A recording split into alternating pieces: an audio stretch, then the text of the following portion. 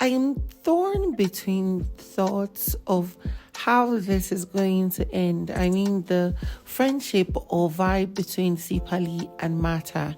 Now, on the side of Sipali, he is just vibing. I'm moving through a smooth sail of, being friends with a female housemate. But then when it comes to interest, I am not sure if his interest is really on Mata. On the other hand, Mata is really interested in Sipali to the point that it's almost as if she is the one getting obsessed because she keeps talking about him, hinting about him, being around him. And he gets to the point where he just wants her to leave his presence. Now, while she is interested in Sipali, I just see that he is not as deeply interested in her as she is, because obviously we know that he likes Ashley. He can't get his eyes off Ashley. So we noticed that Mata was having a conversation with Tyrone in the kitchen while Tyrone was trying to get food, and she was talking about how she is really deeply sure that Sipali feels her, he's interested in her, but she just notices that, Sipali cannot or isn't pushing himself to make a move. For example, anytime she comes in a place where he is so interested as to how or why she is there. He's just, sort of elated. I'm like, maybe this guy is noticing how you're moving around him and he is trying to hint you to just, stay away, but you can't see that, because she was telling Tyrone that, the other day I came downstairs, I went to bed to lie down, and he was asking me, oh, won't I come upstairs to sleep? And I'm like, oh, because I'm confused. What does he really want? Just tonight, we noticed she went to his bed and she was just bugging and disturbing around him and, striking conversations, of course. But this guy was obviously not interested, and he also wanted to sleep because he had taken his bath. And then she did something crazy.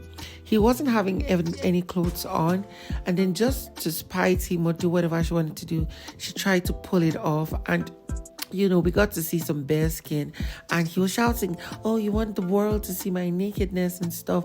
And she's like, excuse you, do you think I'm like one of those ladies in the house who are obsessed about you? I'm not obsessed. I'm not like that. After all, I have seen bigger. I've told you this more than once. So what are you feeling like? He responded, I was like, you know what? I don't care if you've seen bigger or if what you've seen outside. What matters is what is up here right now. And I think when he was saying that, she had to even try or get another glimpse at it. And she was like, oh, I'm like, Auntie, calm down. You're just obsessed about this guy. It's becoming too much. I left up, I was chatting to people and them and all that. I went to my bed, right? And when I got there, he was like, oh, so you're not sleeping upstairs? I don't care about that, dude. Don't think if the girls in the house are obsessed, I'm also obsessed. I've seen bigger. I've told you this before. At this point, I'm confused as to what it really is. But in my opinion, it is the frustration and the fear of leaving the competition, one, or the frustration of having to react and realize a person's value at a later date. Because as it is, Ezra is very frustrated when it comes to his likeness, his vibe and connection with Jojo. I mean, to the extent that other housemates have noticed it. We noticed there was a conversation between Tyrone and Mata was concerned. She's like, lately, Ezra has been looking exhausted, frustrated and tired, and like, I'm really concerned as to what is it? Is it just the stress of the show or what? But then Tyrone revealed to him that with what he's seeing is all about the issues with Jojo. Jojo is rather spending more time with Luzuko. She enjoys his company. She likes him better. He understands her better. And he treats her better. And, they laughed it off. And then we noticed that there was a conversation that Jojo was having with Luzuko in the dressing room, something like that. And, Luzuko was talking about how Jojo doesn't really talk to Ezra anymore.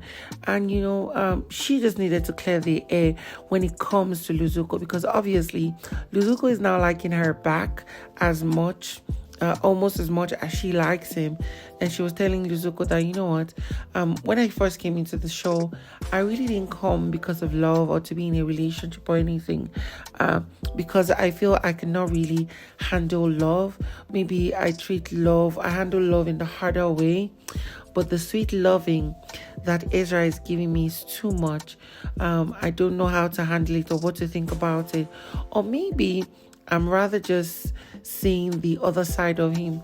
The conversations he has, the things he say doesn't really align with what he claims to feel. And, she went on to make example with the kind of things he says. Of course, like, if I'm not mistaken, I think he says something around the lines of, things that just has to do with playing on the surface and not be so deep and serious with her. And that's her concern. And then later we notice that conversation she was having with Luzuko progressed and continued down to the lounge where they sat down, and Luzuko was like, you know what do you think about me? How do you see me? How do you perceive me? And she was like, oh, I really like you. You seem very cool. You know how to relate. You know how to keep a conversation. It is never a dull moment with you. I love the fact that you dress well. I've even complimented that you're handsome and all that. Each time we have a conversation, I don't leave there without learning something. You are intelligent.